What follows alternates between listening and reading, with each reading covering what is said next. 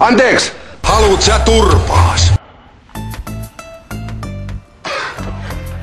En mä mitään nukkunut.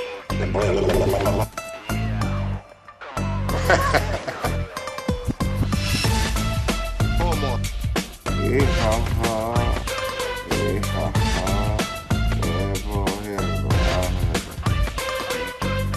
Ismo Laitala. Näyttää hirviötä sillalta alas.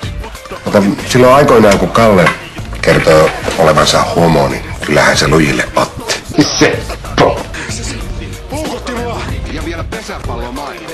Ja hei, isoäidin reseptin mukaan. Oi. Ossi. Pannaanko rahaa poikimaan? Taneli! Sinne meni Osteri Ossi. Ismo Laitala. Sä olet mun isä. Ja hei, Ismo Laitala. sä olet mun isä.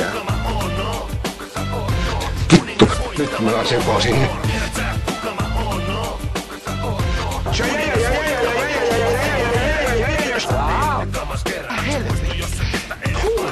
Naapuri rouvi. Niin varmaan, joo. Tää on joskus aika rähmäkäpälä. No mäkään en muuta täältä mistään hinnasta, mutta Näkee tuolle jätkälle täysin selväksi, että jättää sut rauhaan. hei. Päästätkö hivelemään Ossin komeita lihaksia? Se taitaa olla oikein petovälyjen välissä.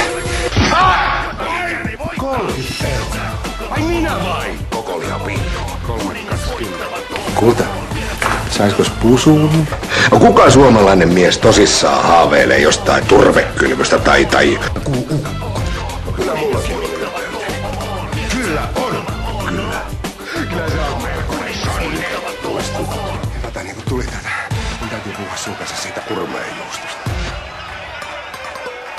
Hei, lata, nyt, noin! Laitetaan kaikki punaiselle.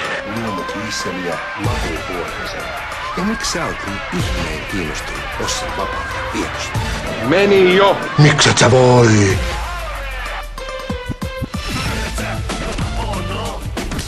Melkoinen sonne. Missä ne särkylääkkeet nyt on? Yhdet vaan otettiin. Appelsiini huumeita. Ai minä vai? Anteeksi! Asiakas. Tai niin hyväkään, että mä ansaisin ketään sun kautta. Appelsiinipuutikkuja. Ja punainen, sehän on rakkauden väri. Hinnat on ehjät ja Seksi se. Petti mua.